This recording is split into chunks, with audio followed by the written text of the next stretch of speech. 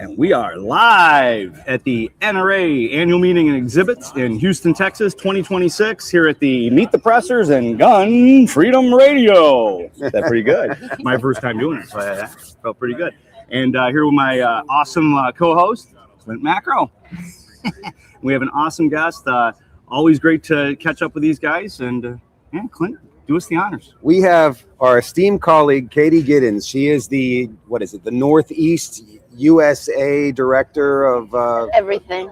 Women for Gun Rights. Yeah, Northeast Regional Director. Northeast Regional Women for Gun Director. Yeah, so that would be NERD if you were going to be. Nerd? I'm a nerd. I am. If you're going to make an acronym. No one's rude enough to point that out, Cliff, but now it's out there. I am. So how you doing?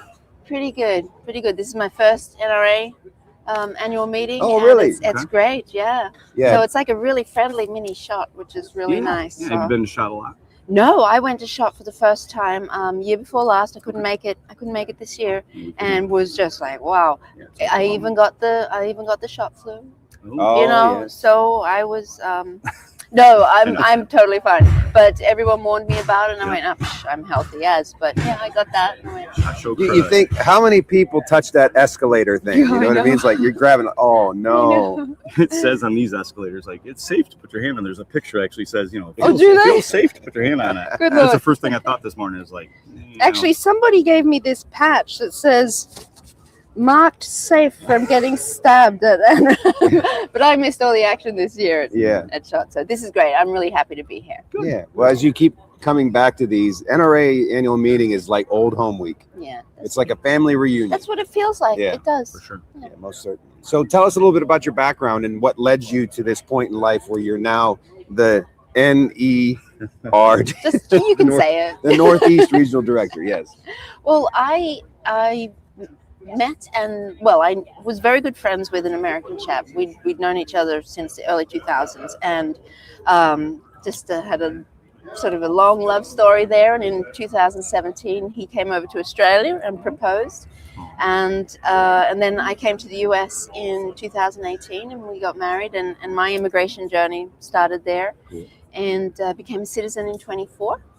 But even when I was still just a permanent resident, I had been involved with Women for Gun Rights as a way I felt really to give back to a community that in a short amount of time had already given me so much. And it has evolved into, no, this is giving back to a country that has been a space for me to realize a freedom spirit that hadn't been able to fully express itself in the culture that I grew up in. And I love Australia. It's a wonderful place, but over the years, probably very much since 1996, there was a massacre in Port Arthur there, and sort of a sweeping gun. What is a ban now, essentially? But it was an amnesty at the time. It was a buyback scheme. It was all those very, friendly words. Scheme, yeah, not such a friendly word. And pretty much through a lot of media influence, you became guilty by association with horrible things if you were a firearms owner, and a lot of people went, oh, well, that's not me. But there are probably an equal amount of people that put their guns under the floorboards, So those people in Australia are still working on, let us have our freedom back. But that kind of freedom isn't enshrined there. It's sort of dependent upon the government. Right. And you come to America and you realize, no, I was born free. And this is where I've realized it. And so over that time, I was introduced to firearms. I was never afraid of firearms like a lot of people in Australia are, and a lot of people here are. I was curious about them, really, and that was, I think, a really good attitude to get into it, and became intentional about learning how to be my own first responder. I think 2023 it was, and got involved in a Girl and a Gun, and met some amazing women who are my best friends. And from there, I was asked if I would be the New Hampshire State Director of Women for Gun Rights. Little did I know that there were gun bills coming up like the week after, and I was about to give myself a pass because what do I know? I've never testified before. I don't even know how the laws are made yet. But I made a promise and I went, Kate Giddins, you go and testify. And so the next week I was in front of a Senate Judiciary Committee and just spoke from my heart. And that's pretty much where my advocacy comes from. And That's now, the best place. yeah, well, when I had to reduce it for myself to like the essence of advocacy, which for me came down to self-advocacy. And I asked the question, if no one else ever stood up for the Second Amendment, if everyone went not doing it anymore, would I still do it for my own freedom? And the answer was yes. And from there, as well as working with Women for Gun Rights, and again, now being part of this wonderful family within a wonderful family, I'm working on some like training myself. So I instruct women, and I have also created a creative writing workshop, which is a big part of my life as a creative person. How do I find my particular unique space within this space? And it's a creative one, and it's one that's focused on self-advocacy, mental health, awareness for women who carry so much in their lives. Like they take on so many roles, and I know our guys carry a lot too, but women, I've encountered women who are so reluctant to speak about mental health issues that they have or see a counselor because they're afraid of admitting that they are involved with firearms, because they're afraid of red flag laws, things, and they'll be taken, something will stop them from being able to protect their families. And I'm like, this has got to stop. So I've got a little project at the moment trying to find a way to get women connected with mental health resources, and that's myself. It comes to mind, there's three things that, as you were talking, I was thinking of this. One is, if not me, then who? Yeah. Right? Yeah. And that came to mind right there at the end.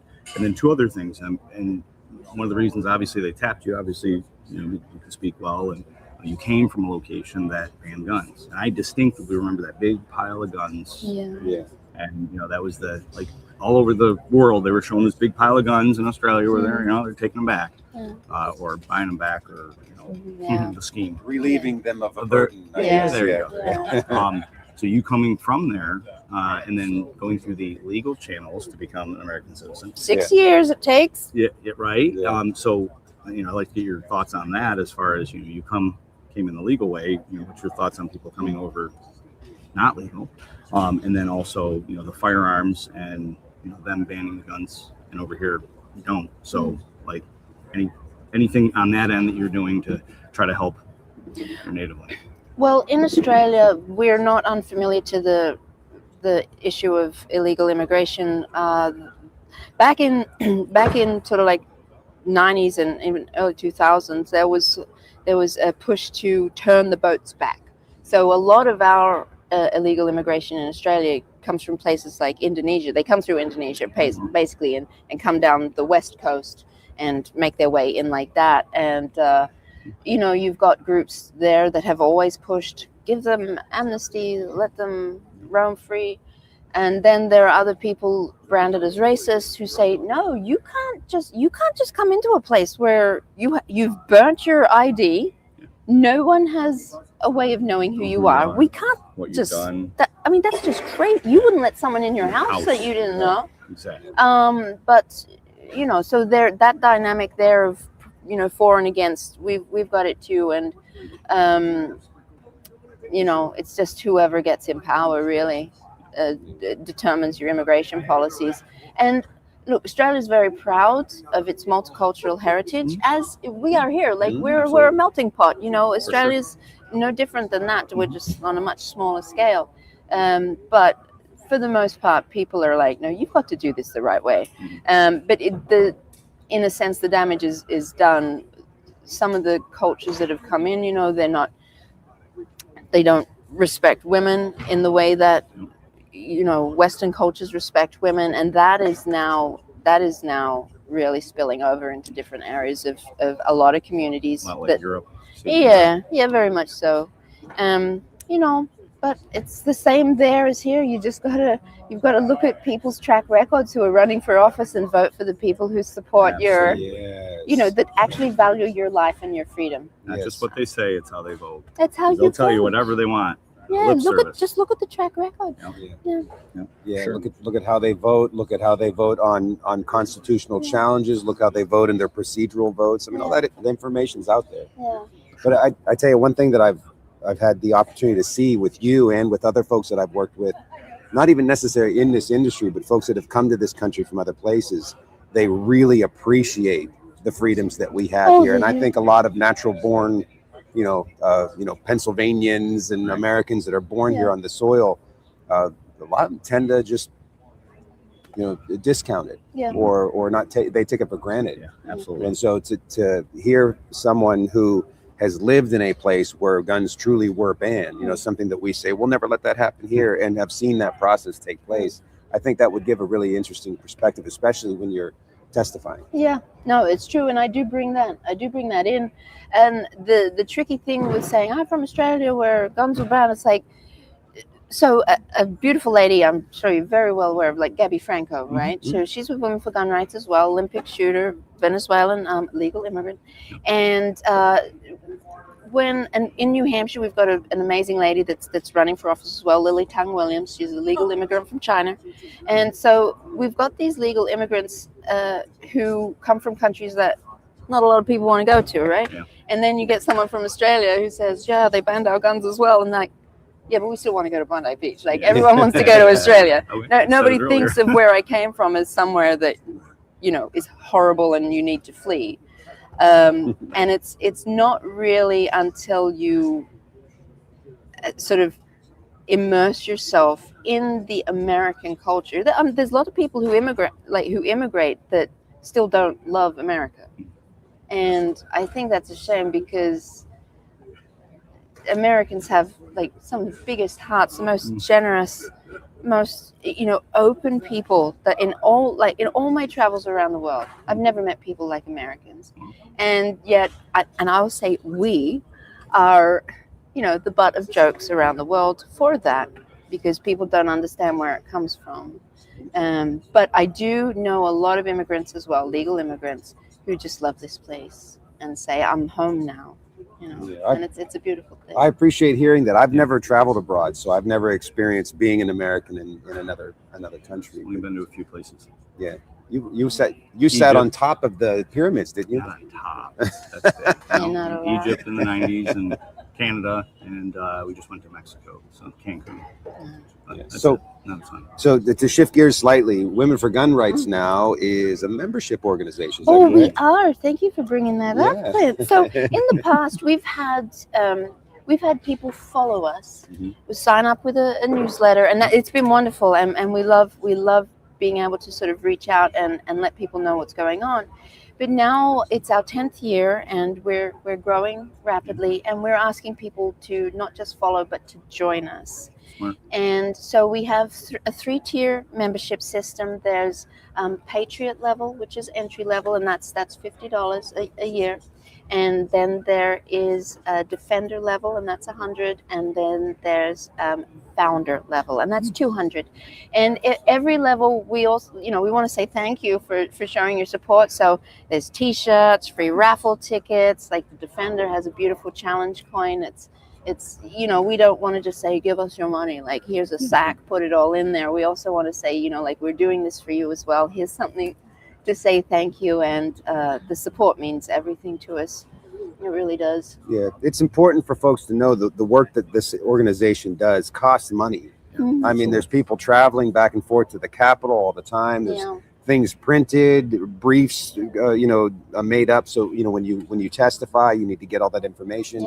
There's just so much stuff that goes into this that costs money. So membership is a great way to raise funds in order to keep the bus rolling. So can men join Women for Gun Rights? Oh, they absolutely can. One of my little creative ideas that I'm trying to push for a campaign is strong men support Women for Gun Rights. Nice. Because we rely on our guys at home. They love protecting us, but we also know and learn how to protect ourselves, and we advocate for ourselves as well, and we're advocating for our families. But the men in our lives that we love and that love us, they're a part of it. And so, like, our ladies, they're all volunteers. None of us are getting paid to do this.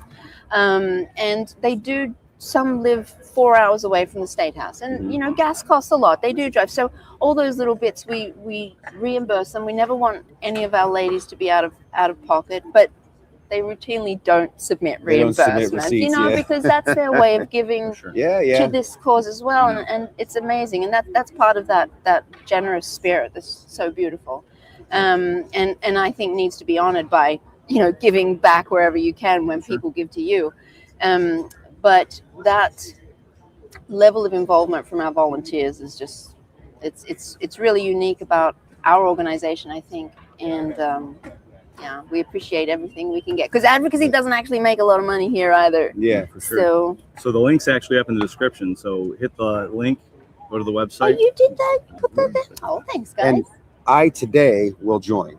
You will? I promise on camera that I will join. Thank you. As will I. I wasn't sure if guys were allowed in the club. Oh, you are allowed in the club. We got XL, XL.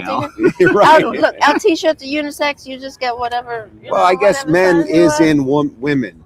It is. Yeah. We're a big part of each other. Yeah, indeed. And that's it. Indeed. So wimforgunrights.org. That's our website. And you can join there, and also you can find out about our national summit, which is a pretty big one this year. We have what's been called a DC fly-in for our state directors every year, and we get as many ladies of our state directors who are available. Their flight is comped in, and this is part of how we say thank you to those ladies as well. We fly them into DC, we put them up in a hotel for a few days, and we have some training and rally on the Capitol lawn, and then that's on a weekend. And the Monday, Tuesday, we actually go and engage with our state reps, and usually there's a lovely senator that will give us a private night tour of the Capitol building, and it's such an amazing experience to my first time. I did it last year, and it was like, oh my gosh, I have a place in this power that runs the nation. I have a place. And when you walk those halls of Congress and see that these people in the media that are always up there making all the decisions, and they're running the place, it seems like, right? And you go there, and they're just sitting in an office. They're just guys and gals. Just fellow citizens. They're fellow citizens, and you can walk in there and say, I've got an opinion on the Second Amendment, and I'd like to tell you about it. You can do that. That's your power. Yeah. Sure. And we put them there. Yeah. So the ladies come in DC, and it's really amazing. But this year, our 10th year, we're actually opening the doors to at least 200 people. We have to cap it somewhere, but anybody can come. So our state directors, there's 50 tickets taken up there, but the rest is open. If you would like to come and be part of that summit, come and be part of that summit. There's going to be a banquet, a gala. We're here this weekend to see if we can get some people to partner with us, to sponsor. You can sponsor a table. You can donate some gear for silent auctions and giveaways and things like that. And that link off the same website? Yes, you can get there from the website, and you can register there, and so membership and registration through the website, and it's shaping up to be pretty big. Excellent. Before we wrap up, just a call to action. Katie said this before. You have to vote. This is a midterm year. We have to get out to the polls. So gun owners need to register to vote, get their friends to register to vote. Your vote counts. Research the candidates and get to the polls. If your state does mail-in ballots, then if you have someone that can't make it to the polls, make sure they get a mail-in ballot. Help them to obtain that. But we've got to come out in force. Gun owners have to register to vote and come out in force. And just be that person that advocates for freedom, that advocates not just for your own freedom, but the freedom of your neighbors, the future freedom of your children. Be that person who gets involved, and you don't have to go and testify. You can just take your neighbor to the polling booth. It's really easy.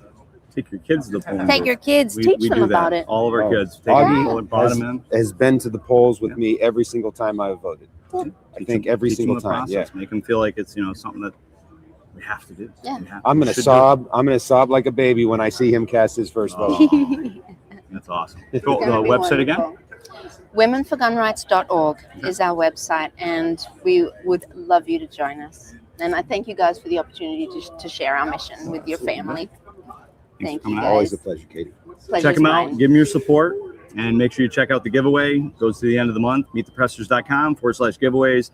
Pick up some cool swag and different things from some of our sponsors. Stay safe. 2 thumbs up.